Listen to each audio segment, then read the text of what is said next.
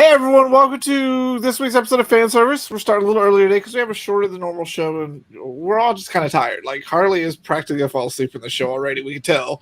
I'm gonna sleep Bucky right here. is just kind of happy, and dude, I've just had a long day, so we don't have a whole lot to talk about. So we said, let's just start early.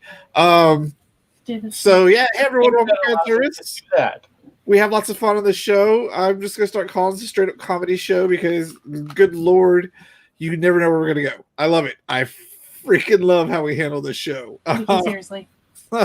If you wait till you see the description in the tweet I sent out about the show when we go live, Harley, because it's like Butthole Demons. Yeah, Butthole Demons are involved in it. Yes. I have to find a way to bring it up at least once a week. Like I'm gonna hide a little butthole. It's gonna be like Where's Waldo? I'm gonna hide little Butthole Demons on the screen somewhere. And just have it like pop out sometime and be like, like in She-Ra when you had to find that weird little animal, like, did you find me in this episode? I was right here for the rock. Like, we should it's like the bad anime sidekicks that make no fucking sense why they're there, but they're there, and then they describe the show to you. A lot of what's going on. Like a Butthole Demon recap would be hilarious. A lot of those are actually invented by the American companies because they felt that American kids were too stupid to keep track of Battle of the Planets. Oh, yeah. Yeah, no, just no. I just think it's funny that whatever the vampire Rosera plus vampire, there's the stupid bat that tells you things in between the episodes. You remember last time, because you just binge watched this whole series. And they have they have that awkward, high-pitched, annoying voice. And you're like, why the fuck do I need you to recap this? We need a high-pitched anime Butthole Demon to recap our episodes each time. Do you remember when these losers did this? Yeah, that would be quite hilarious. You may know some people that would be able to fulfill that request, sir. Yeah, so I had a question for you, Harley. I epically failed on a resin print last night because I used the wrong size supports. But I was printing it thinking, what happens when your little bin runs out of resin? Like, is it okay to open the machine and pour more in? No. You should always fill your bin before you begin. Well, I always do fill it, but I was printing a solid apple last night because I'm printing the poison apple from Snow White, and I was like, "That's a lot of resin." Why solid though? We'll look at it. It's less likely to break if it's solid. Yeah, and if it's hollow, it keeps some of the liquid resin inside, and it starts. Well, that's why you leave it outside in the sun, and then the resin. Well, I was lucky because the sun didn't come out today, so I wouldn't have been able to cure it correctly anyway. So I broke it into 3 files. We'll have to take a look at it because I'm trying to line up all my prints. Like I got the Darth Sidious lightsaber and all of its parts because you literally put it together. It's like 4 different files, and it all fits in there. Because I was like, yes, I'm going to start printing lightsaber handles. But yeah, my mask would end up being 14 different pieces. Well, we have it. We can start printing if you start laying it out. I just want to make sure I get, because I used the very light struts on it with the little ball joints, and these things are thinner than a toothpick. So no wonder it fell off. Yeah.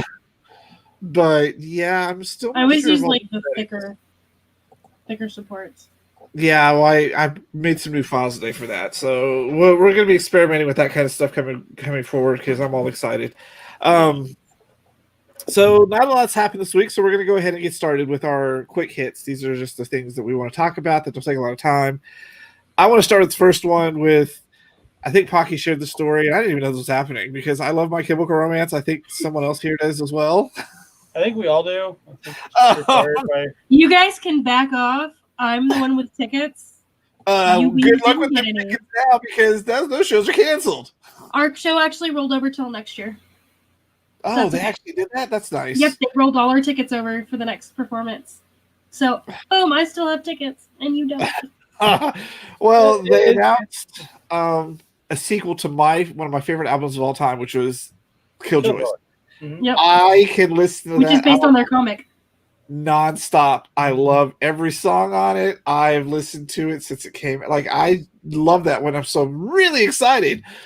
But I was like, we never talk about music on here. This will be kind of interesting. Yes. I'm all about the MCR life. Yeah. I think it's kind of interesting. He basically said in a press statement, or not press statement, during an interview, it's like one of the things he wants to do, because everyone's back together, is he wants to do a sequel to Killjoy, and everyone's all like, yes, please, by all means, let's do it. By all means, yeah, because it's like one of their best albums. Well, see, like I don't follow music very much. Like in my house, if I tell my Googles to play music, they're mostly scores and soundtracks from shows and movies, because that's what I paint, draw, and write to and things. So I don't. My music list is very weird when it comes to actual music. Like it drives Phil crazy because he has like 500 playlists for every mood, day. Each one is like 1,000 songs because he lives and breathes music. So when I came into the house, I was like, live and breathe MCR. I'm that way. Like I can do them. I can do Eminem. I can do Pink. There's a handful of artists that I can do. And so my actual music playlist, just I call it my songs for me playlist. It's all the songs that I love, and it's so weird. It is so weird. So this leads me to question: if they're making a sequel to the album, are they continuing the comics? I would think that's probably going to be in the works. I didn't know it was a comic because I don't really. You didn't know this was a comic, Gavin? I don't deal with the comics very much, but I love. I mean, come on, they're incredibly like well done comics. Gerard, like, just is amazing that he turns his stuff into comics. We're even getting pops for this series now too. Yeah, I will be picking up the pops. I think I shared one of them with you. I was like, look! I actually have this comic. I have that cover framed. See, I'll probably pick it up and read it at some point in time, but I haven't actually read a comic in so long that I just only 6 of them. There's only 6. All right, it's only a 6-issue miniseries. Yeah, it's only 6 issues. So I would like to see more, just because the popularity of Umbrella Academy as well. True, they just released the trailer for season 2 of that as well. I know, I'm so freaking excited. Which leads us to our next thing. This quick hits is the rise of these different independent feeling superhero movies. I was going through Netflix and there's a bunch of them on there. Like I watched one called Code 8 yesterday. Yeah. Really good. And then they released a trailer for Arch Enemy this week, which looks really good. And I'm like, it's kind of funny because when Marvel started, I was like, I like these movies, but this is the superhero movie I would write. So I wrote a 3-part superhero movie that was completely original. And now we're getting to that point where we're going to start seeing more of these original superhero movies. And I'm just really excited about it because it's fun. It's just fun to get off the grid and discover something new when it comes to the world of superheroes. There's only so many superheroes I can watch before it's the same story again. True. But like I was surprised by Code 8 on Netflix because superheroes are outlawed. Well, they're not really outlawed, but they're more or less not welcome in society, so they have squads that hunt them down. And so this one falls in with a gang of other outlaws that are like robbing banks and stuff. It's actually really, really good. So yeah, I saw that one. I was trying to remember Fast Color. That's the other one. Fast Color I have. And here's the thing with Fast Color. I hate the way people talked about it on social media. They're like, oh, there's this all-female, black-run superhero movie nobody saw, no one promoted. Because it's not a main industry film. It is an art house film. It would never have survived in an AMC competing against everything else. This is where you go to those little independent cinemas or the art house or the Alamo Draft House. This is where that film belonged. That's how it was made. It wasn't made to be this big, epic thing. It's a very personal, slow. It is a very slow movie, but it's really good. Yeah. So I think people were trying to say that it was supposed to be something it wasn't, and I'm mad at people for not understanding this is a different type of film. It's not Iron Man. It's a very personal story film that is an art house film. So, but I bought it because I loved it. Yeah. The hell out of it. But also, big studios promote small independent films all the time if they feel that it will serve a purpose for them. I don't think this was a big studio film, though. No, but I mean, as in, it wasn't. So, yeah. But no, it wasn't. But I mean, they can still, like, studios have been known to pick up small films before. That's how you get them big. I think had that come out now that we're So seeing the this rise problem is more independent films. So the problem with studios picking up the big film or the small independent films is profitable. And when that film came out, it wasn't a marketable thing. It just you didn't send it to 16 or 17 studios. Yeah, it's because that was in the matter of what IP is this? And now we're getting away from that. I think if they would have released it now, it probably would have gotten picked up and pushed forward a little bit more. Well, not during COVID time, but it would have gotten picked up and pushed. It was just stuck in a weird time before this fun rise. So I want to see where it goes, because I want to see more non-Marvel DC superhero films, because they're out there. They just got to be discovered. Next up, I got a weird text from Pocky today, like about an hour before the show started, saying Fantasy Flight's doing a press conference on Twitch. Tell us about it, Pocky. No. The reason he is because the Elder Gods and some bizarre conspiracy. So Fantasy Flight. So for those who don't know, this is the weekend I get depressed really bad. Not this year because I don't have to suffer through this. This weekend was supposed to be Gen Con. And those who don't know, Gen Con is a big tabletop role-playing board game, the non-electronic gaming convention. It's like takes up the entire Indianapolis Convention Center and the Colt Stadium next door. And so Fantasy Flight was supposed to do a press release. Obviously, NidCon's not happening this year, so they did it on Twitch. And Twitch kept crashing. It was bad. In fact, Gavin said, I stopped watching when they stopped talking about Star Wars stuff because you just found it boring, which is fine because it's not your shtick. Right when Gavin stopped watching is apparently right when they started crashing. And they couldn't still stream up for more than about 3 minutes. And they even at one point said, look, if this crashes one more time, we're just going to pre-record it and we'll send it out. And the minute he finished that sentence, it crashed. It was done. It was done. It's not that I don't like Star Wars. It's just I don't play their miniatures ones because Fantasy Flight is expensive, y'all. And they announced a bunch of Armada stuff and Legion stuff, and I don't have time or money for that. Like I'll buy like Rebellion when I can because it's like an actual box game, but I don't have a lot of time for Fantasy Flight stuff these days. Like Arkham Horror literally takes all day to play. I have it, but it still takes all day to play. The newest version or the old version? Because the newest version you can do it in like less than 4 hours.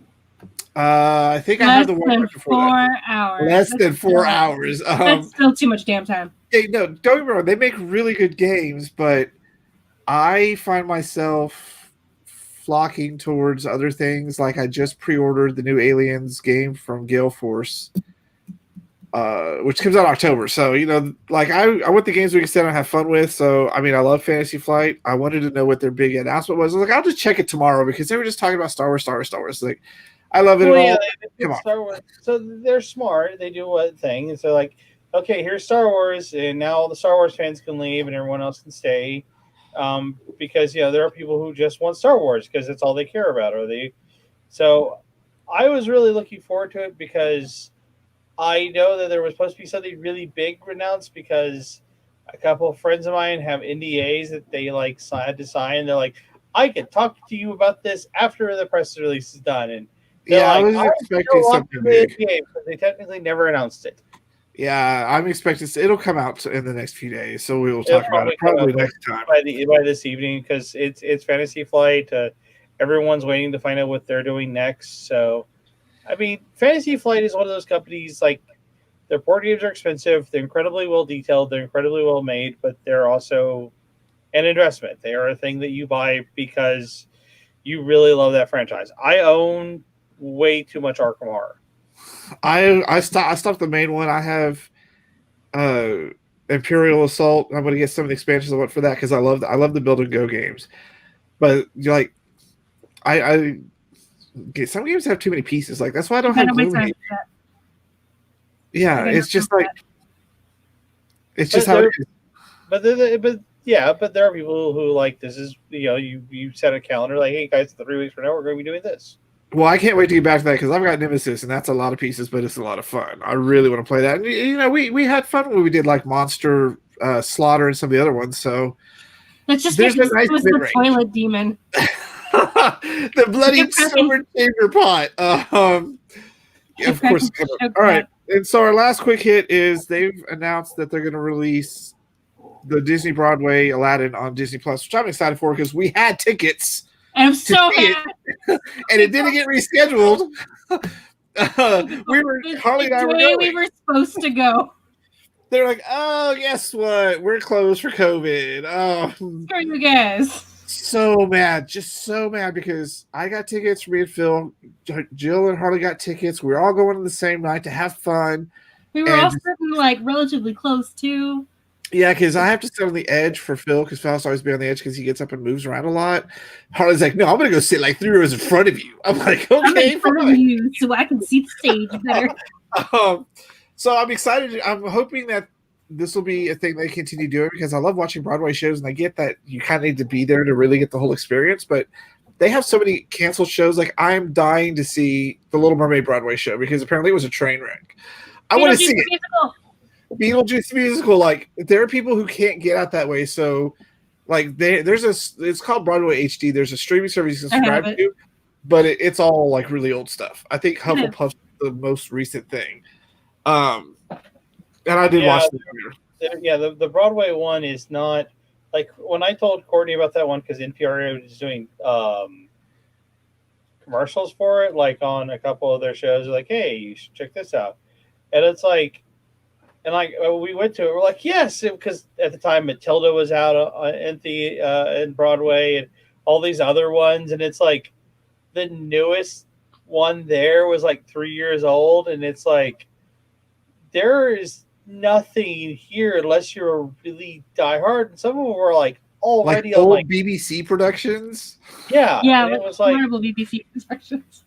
And it's like, well, I guess if you've never heard of the British Broadcasting Company, this is a godsend to you. But the rest of us who don't live in apparently nowhere.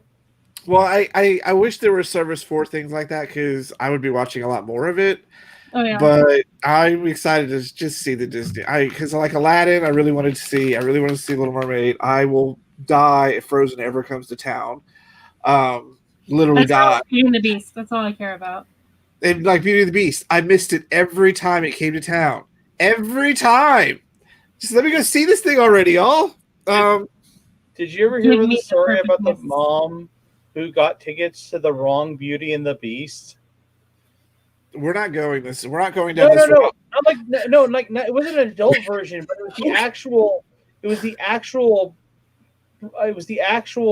ballet of the Beast. Yeah. Not. It was the actual Fairy Tale or the Hans Christian Andersen and the Disney friendly version. And well, the thing is, it's also there's no loud singing; it's a lot of dancing. So the kids were like, he swoops in and rips her face off. But it's also guys just in basic costume. Like the Beast is just a guy with some stuff on his forehead and whatnot because they're doing ballet, and so this mother was furious that they're like, you said this is Beauty and the Beast, and they're like, yes, it's Hans Christian Andersen's Beauty and the Beast. Like, you bought ballet tickets. But yeah, apparently she tried to sue over it. This was years ago, and she failed because they specifically said this is Hans Christian Andersen's, not Disney's. Well, I just thought that was always funny. In Animal Crossing, I found the Ursula dress. Oh, Jesus. I swear to God, it's perfect for cosplay in Animal Crossing. So I'm going to try to pull that off at some point in time. I'm going to send you a picture. Like it was in a friend's shop. I was like, wow, it's the exact colors. It's just amazing. Anyways, let's get on to our main event fun talk today. So wait, we weren't having fun? Damn. Yeah, these are what we're going to get some more topics with. So let's just start with this Dragon Prince tabletop. I had no idea what this was when you shared it in our chat. What the hell is Dragon Prince and why do I care? It's a Netflix original anime cartoon It's another animated series done by a Japanese studio, but it's based off, I think, a series of children's books. It's a kid's book. It's along the lines of the same, like, How to Train Your Dragon kind of storyline. Two kids, like a warring fantasy country where magic still exists on half the country, and that's where dragons reside, and then there's elves and everything, and they're on one side of the war, and then it's all humans on the other side of the war, and they basically have to return this egg of a baby dragon that was supposedly dead and stolen back to its family. And then along the way, the two human kids make friends with the elf chick. And what is the age you think this anime is targeting? It should be older teens, but adults watch it, like most animes. So the theoretical, according to Wiki, if you kind of want to go with, hey, what is yes, it is considered YA. A little younger than YA. Book series. Yeah, it's a kid book series. Yeah, animated series is considered YA. So, yeah, it's more. It's decent. It's decent. It's actually, the story is pretty good. I will say this: it's not an outstanding thing, but if you've watched all the other animated stuff and you're like, okay, what do I want to watch? It's a good watch. It's just not like you think. And they just announced a new season for it out of nowhere. I thought they were done. I thought the story was done. They'll always find a way to continue it. Look at Yu-Gi-Oh. I just keep doing reincarnations. Look at Naruto. Bleach. One Piece. Inuyasha. Dragon Balls. Hey, fuck off. Hey, I like your animes are shit compared to my animes, sir. You watch some bad shit. What? I watch virtually the same thing. Nuh-uh, you got some weird shit. You watch some shit I won't even watch. Like what? Well, yeah, I'm really confused. I usually wait for the popularity to die down before I go dive into a new anime. Oh, you're one of those. That's right. Yeah, no. I'm sorry. You just lost everything where you're like, I wait for it to stop being popular and then I'll watch it. Whoa! But I'm like, what? No, I wait because I want to know. I want at least a season before that shit gets weird. Yeah, okay, Harley, would you consider Netflix anime basic bitch anime? No, so Netflix has some newer stuff. Like, they are putting, like, older animes, I guess, on there. Like, I know Bleach, One Piece, Inuyasha's up there. One Punch Man. Yeah, One Punch Man, Attack on Titan. Well, I don't know if Attack on Titan. Did you not like One Punch Man? I hate One Punch Man. I love One Punch Man. No, I have liked a lot of their newer original series. Like, we just did Parasite. We just finished. But though I was very confused with Parasite of what the fuck was going on. Isn't that the one where he has like the fingers with the eyeballs? Yeah, it's the weird finger eyeball Parasite. It was supposed to eat his brain, but didn't get to his brain. We did that one. We did B&A. We did B-Stars. So it's they're hit or miss. They're definitely something where, like, this is for the shows that probably would never get hit with Cartoon Network or whatnot. So they try to do stuff that, like, they know at least maybe someone will enjoy it and they get there. I mean B&A and B-Stars were really good. Oh, Dora Hidoro was also a Netflix original, and they drew me in at the end, and I was like, wait, I'm not waiting for another season of this. It was awkward and bad. I'm just gonna. Her computer said it hates us because we're talking about basic bitch anime. I was gonna say Cannon Busters was my one I actually liked. It was Trigun and Bebop had a kid. Oh, I do remember that one. That was a really good one. It was. I liked it. But we also know someone who helps work on that stuff, and so I know that I always will root for Netflix stuff because they generally have a tendency to work on that stuff. So I like the Netflix stuff, but like the ones that like the stuff, I always hear people trashing it online. Like they don't trash Castlevania, but they trash the Godzilla, which Godzilla was an interesting concept. I like Godzilla Shin. That actually got a lot of positive review. That was a really good one. There we go. She came back. Yes, friendly. The only company I don't quite understand because I can't I like stuff digitally and easy to access, but like I love Food Wars, but I think it's owned by Sentai and they don't have like anything digital. It's all like it is not a Food Wars. You can pay $60 for Food Wars. Food Wars is now on Netflix. Yeah, I'm caught up except for the 5th season. But like we love that show here, and I was gonna go buy it. That anime makes so much fucking more sense now that I know the guy that created it used to do hentai. Like it makes perfect sense, but like it's $60 to buy a season. I'm like, what? What am I in the 90s? No, if it was the 90s, sir, it'd be $200. Mm-hmm. Oh. I remember buying. I'm sorry. Money, sir. $60 used to be 3 DVDs, and you were fucking happy. I have you beat. I used to pay $30 for VHS with 4 Dragon Ball Z episodes on it. Man, you paid for those? I just stuck it in the VHS recorder that day when I went to school. We used to go to Suncoast and buy the new releases when they would come out, and I had all Dragon Ball Z is the one thing I've owned on every format it has ever come out on. I love that series. I have an old tote box at my mom's house that is literally filled with recordings that I did of Toonami for Dragon Ball Z.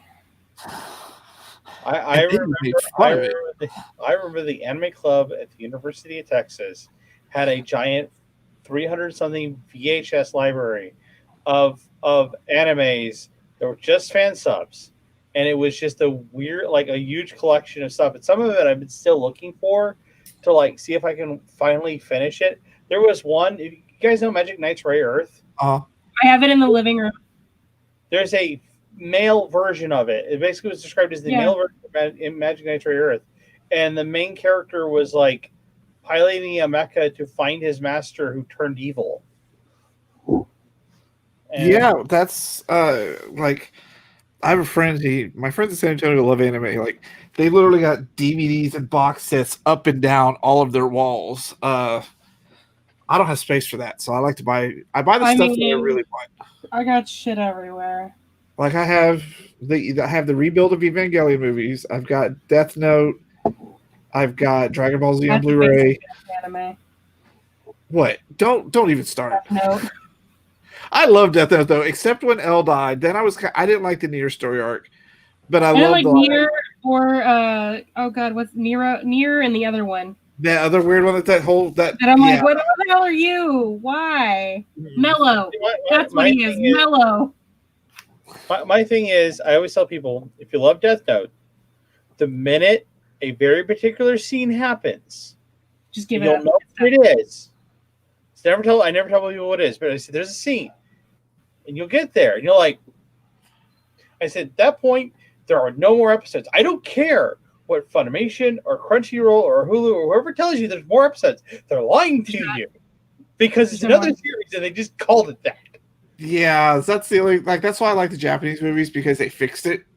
I love the Japanese live action movies. The Japanese movie. When they made the Netflix version. When they made the Netflix versions, I was like, why? We have this perfectly good, nice-looking Ryuk that is CGI. Why do I have to have this? William Dafoe's Ryuk was not a bad choice. But everything else they did with that movie was a horrible choice. Awful. It was awful. I remember going can I just turn this off? Can I really just turn this off and just never have it appear again? It wasn't so a lot of my friends asked me if the reason I hate that movie is because Elle is black, and I'm like, no, Elle being black has nothing to do with why I hate this movie. It is the fact that Elle wore shoes. That was very disturbing. I did not like anything about that movie except for the voice of William Dafoe.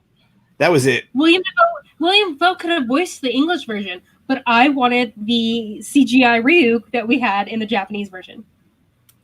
I think I think if we let Netflix continue to be doing animated stuff, we're fine to stop doing live action versions of animated films. Their live action Bleach was horrible.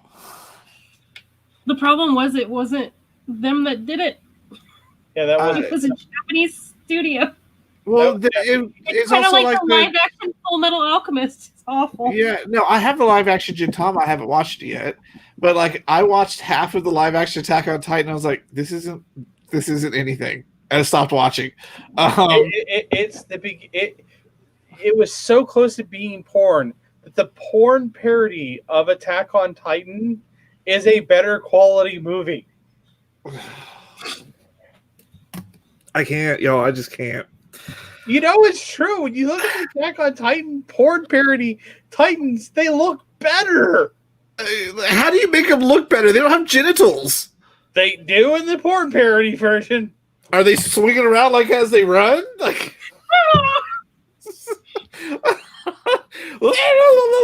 like they just run like this, and the genitals just going. This is what it looks like. And then one of the male Titans goes up with a female Titan, and they really destroy a city. I imagine that's like Kaiju Big Battle, but they're on a wrestling match, some cardboard towels, and they're just rolling around. Yeah, there is an Attack on Titans, and yeah, it somehow looks better. Okay, so next story.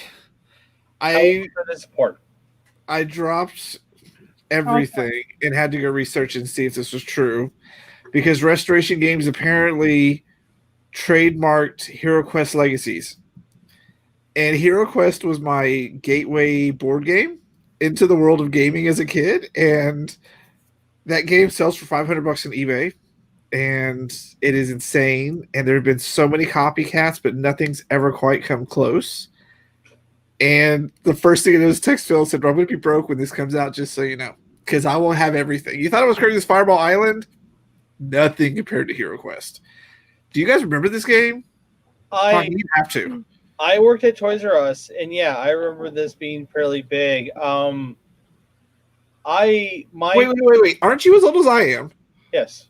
Hero Quest was when we were like 8 and 9. How were you working at Toys R Us?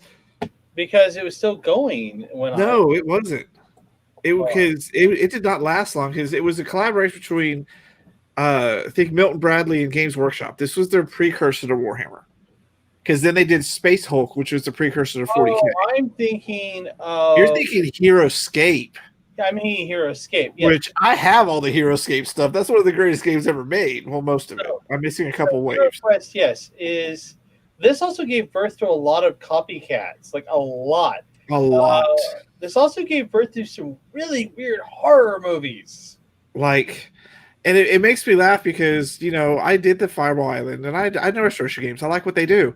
And every time I go there, people will request this game, and they never said a word. They were we're doing Return to Dark Tower. I was like, I didn't really care about Dark Tower. I have Downforce here, and I have Fireball Island, but when that hit, man, I literally just stopped. I was like, could it actually be? Because I had Hero Quest, I had Advanced Hero Quest, where it was the build as you go tiles, and I had Space Hulk as a kid, because those were literally that one and Dragon Hunt, which was one of those Avalon Hill bookcase games. Those are my two gateways into board gaming. Like actual board gaming that wasn't Monopoly or Candyland, which don't fucking get me started Candyland. But I love Candyland. I love Candyland. I've got 3 copies of it. I've got a Candyland frame, canvas. I got all sorts of Candyland crap in my house. But I'm so excited. And I'm like, hey, who found this? Is there people who just cruise these copyright forums and let's see what we can see? How boring is your life? So what this was how it started was somebody found that it was trademarked. Uh-huh. And that's really kind of always kind of super is it's been trademarked. But you don't trademark something unless you're actually going to be planning to do it, especially when it comes to Hero Quest, because they have been notoriously tight-lipped with that license. There was a Kickstarter a few years ago for the 25th anniversary edition that looked amazing, but it wasn't officially backed, and it's literally been in limbo for 7 years. Like you can still go see and pre-order it on the pre-order page, and the redux of it looks amazing. But put it in someone's actual capable hands, like Restoration Games, who does these amazing jobs, and let them go to town with it. Like that will be on my game table every weekend. We will play this game every weekend because we had so much fun with it as kids. So there are people who always look up because when you do trademarks, you have to put it under what it's going to be under, and they're probably people that's all they do is they watch trademarks because they also have a tendency when they do the trademarks to try to buy up like the website URLs. Yeah. And so it's more of a business. Yeah, it's still a business. I hope it's true. I hope that's the next thing they have under their sleeve because they do. I mean, just look what they did with Fireball Island and Return to Dark Tower, and just I will be so happy. We will have such fun memories, and I will not have to worry about trying to find at some point in time a $500 or $600 complete copy of just the original game. Because I was like, if they're not going to do Hero Quest, let them do Dark World, because that was another fun 3D board game. And that one had expansions where you just built out the map, and it had like giant manticores and stuff you fought. Like that was a really fun game too, but it wasn't Hero Quest. And super excited for that. You guys never played it, man. You don't know what you're missing out on. But yeah, I don't know if I can say he was working at Toys R Us at the time. No, because I was thinking of the other game. Yeah, I have Hero Escape. I've got everything up until the Marvel point.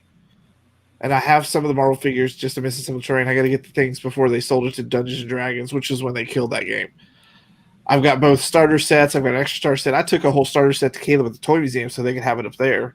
So they have a copy of it up there. And we were making our own figures. I've got the map maker on my computer to make maps. Like that game I'm obsessed with as well, but nowhere near as much as Hero Escape. I mean, Hero Quest. You know what it could be?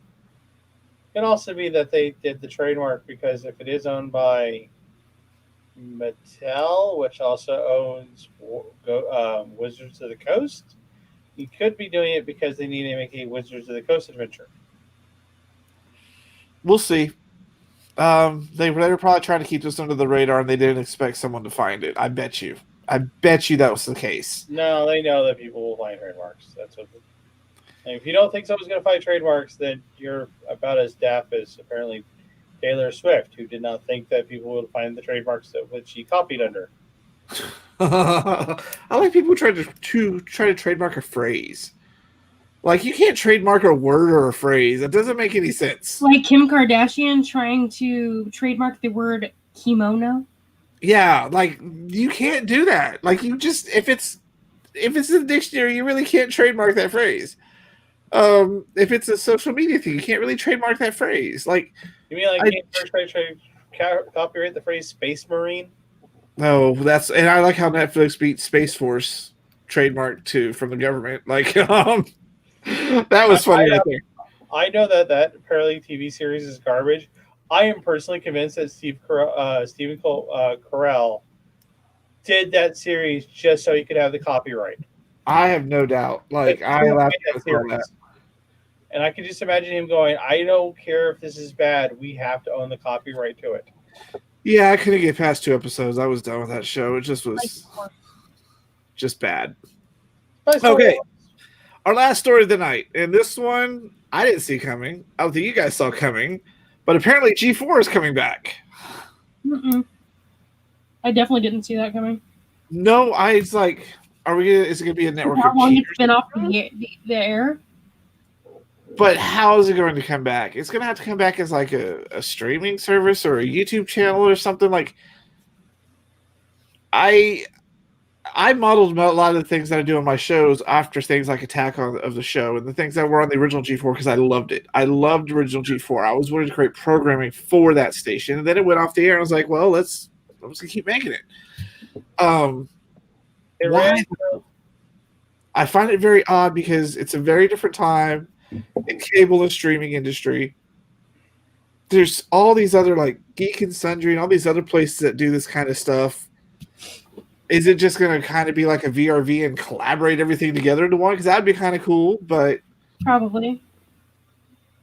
It's probably going to be it's probably going to be a channel on VRV. I don't think it's going to be Geek, because Geek and Sundry is more tabletop and board game and that sort of culture. But they're going to try to go for is more of the video game culture. Because right now the only one who's still kind of doing video game culture in that vein is Rooster Teeth. And even then, they're like not really touching it. They're more caring about like, death battles, death racing, and Ruby, and what other thing they can rip off. And like they can what I'm just saying they No, we've had some experiences with them in the past. Right, but so I think it's what they want to do is do a straight just let's talk about video games, let's talk about game culture, and not because toward the end, because they ended. By the way, I looked it up. They ceased operations on the 2014, and for a while, you either toward the end they were G4 Cops Television. Yeah, they were Cops and Cheaters, and I used to love watching Cheaters. Like that shit was amazing. Yeah, but there's also a point where you're like, can I have Attack of the Show, and can I have some of the others back? But see, that was at that point where people started going away from cable, so I can understand it because that demographic was already moving to online. It was moving to the streaming platforms and to YouTube and Twitch and things like that. Like it was already moving, so that was kind of a not going to last long on TV. Yeah. So there's that. It's down to the point where even Spike TV, the man network of men, couldn't survive. So just forget all of this and give me ESPN the Ocho. Really, that is all we need. A place for all the crazy off the wall crap like Ultimate Tag and slap fighting and drone frisbee golf. Like we need a hole for that. Professional drone racing, obstacle course. Yes. Like the crazy stuff that we want to call sports. Like we can't put chess on there because that's too boring. No, we could totally put chess. Put that as a Sunday afternoon. No, it has to be Nightmare Chess, where you use the Nightmare Chess cards to play. Then that can be fun because it could be like a weird game of Yu-Gi-Oh! And chess. And you're like, I laid my trap card down. And you're like, ha ha ha. And everyone has to have the weird hair. Like, I would totally do chess that way. That's awful. I like that it has to appease you and not actually like, maybe somebody would actually want to watch that. Please, you wouldn't watch that. If it was a mix of chess and like Yu-Gi-Oh! Or a card captor or whatever, what other card animes are out? They would watch it because you'd watch it because they have the craziest effing hair in card animes. Like of all the Dragon Ball Z comes close, but nowhere near as close as the weird ass hairstyles in Yu-Gi-Oh! Like I'm just gonna point out that it wouldn't look like that. It would look like guys who look like you and me versus a 13-year-old little child. At a World Grand Championship and someone flipping a table. Yeah, but I would definitely wear a Yu-Gi-Oh! Wig if I went in there. And I'd be all blinged up and I'd be like, oh, I play my Dragon Trap card on you. Oh, now I mix that with my whatever the rook piece. I guess I don't know what a rook piece is. I mix it with that. Yu-Gi-Oh! Was never followed its rules, and the fact that that's why I loved it. I had dual discs and everything. I never played the game, but I had the props, and we went to the mall one time with props on and had a fake battle in the middle of the mall and just made rules up. And, yeah. Why are we associated? Cringy. Because we're fun. And we love each other, usually. Why would friends admit this in public, sir? Yeah, that's it for today's show. I have a fun story about Yu-Gi-Oh! Though. Okay, let me hear it. So I used to do Shadow Fist back with Daniel and them at Dragon's Lair when Dragon's Lair was at the house. No, before the previous location before this one. That's just the strip center. Yeah, the strip center one. And I had not seen any Yu-Gi-Oh! Or anything because Daniel's in the military, so he never got exposed to Yu-Gi-Oh! And a bunch of the Yu-Gi-Oh! Player tournament was going on one Sunday while we were there. And a bunch of them showed up with the arm disc thing. I had one. I have one. Yeah, the dual disc. The dual disc. And my friend Daniel, who has seen military combat, sir, he has been shot at by the enemies of this country, looked at me with a straight face and goes, oh my God, what the fuck is that? I had that one. I had the Chaos Dual Disc. I had a deck of cards just to put in, but I couldn't tell you what was on any of the cards. This guy had his deck in it. This is how that's what they was made for. Yeah. But it was like Daniel was just like, what the fuck is that thing on that guy's arm? I'm like, it's how they play the game. He goes, wait, that entire surface is what you're allowed to play the game on? I go, no, it's not what you're allowed to play on. It's just like, it's what the fans. And I said, the fans play on it, sir. And he goes, I'm glad my fans aren't that weird. I'm like, no, your fans aren't that weird. They just demand to be in cards. I miss my dual discs. Those were always fun. I don't know what Phil would do if I were to wear one. He'd probably be like, what the hell? Because he already makes fun of me for Yu-Gi-Oh! I make fun of you for Yu-Gi-Oh! Yeah, we're all going to make fun of you for Yu-Gi-Oh! I used to watch it every... people that are toxic as hell. That's a toxic fandom right there. I never got too far into the fandom. It was just me and my friend Sean. We'd watch it, and we call each other on Saturday mornings. There's some games that ban Yu-Gi-Oh! Because of how toxic the fan base is. Why are you toxic? I don't like. We really need to do this special show about toxic fandom because I don't understand this. Okay, I will tell you how bad it was, Gavin. And I can get backup from this by the owner of Dragon's Lair. Dragon's Lair would not schedule any females to work during the Yu-Gi-Oh! Events because they were tired of being hit on. We're sick of mouth breathers and neck beards. No, neck beards because they hadn't hit puberty yet in some of their cases. Oh my god, y'all! Like it makes me feel bad because I love the show. The show is bat guano crazy. Well, it also wouldn't have been so bad if Topps hadn't decided to scrounge their own market, to price gouge their own market for like up to $10 a booster pack. Hey, if they can make money off of it, let's go. No, the thing is they were because they were price gouging through Walmart and whatnot, but everyone else like Card Traders of Austin, Dragon's Lair, and all of them had to stop selling because even they said, look, I'm not here to rip off kids. So the problem is it's not the kids in the fandom that come and play. It's the adults. And that's where it gets sad. Well, mind the adults that are playing as long as they're legitimately there to play, but the kids and the adults who are there to roll big money. And I'm sorry, I have to do this because big money playing Yu-Gi-Oh. No, they're there to jack cards from kids because they're there to jack cards from kids. They're sad. There to go, hey, I've got this card. I'm going to give you $200 for it. Yeah. That's just sad. I'm glad I never played the card game. I just I have some of the pops, and I used to have my dual disc. That was about it. I own the whole series digitally. I like watching it just make Phil's head explode. They make up rules as they go. How did they do this? Just pull it out of their ass, man. I like the first season, the actual first season, the one that never got aired in the United States. Yeah, it's heavily edited here. Like I wish. I think it's unedited on a Crunchyroll though. No, they still do not have the original first season, which was following the. Yeah. All right, well, that's been it for our show today.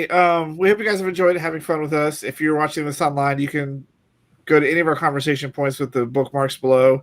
And you catch us each week as we go live with Fanservice, talk about stupid things like Butthole Demons, porn stores, movies, music, comic books, more porn stores. The different version between an actual version of a live action. I just can't. I just see them running around the way they run around. It's like... you guys, is it wobble or throw? Is it? Oh Lord! Can you throw it over your shoulder like a continental soldier? All right, y'all. Say bye. We're done. Bye. We're done. Bye.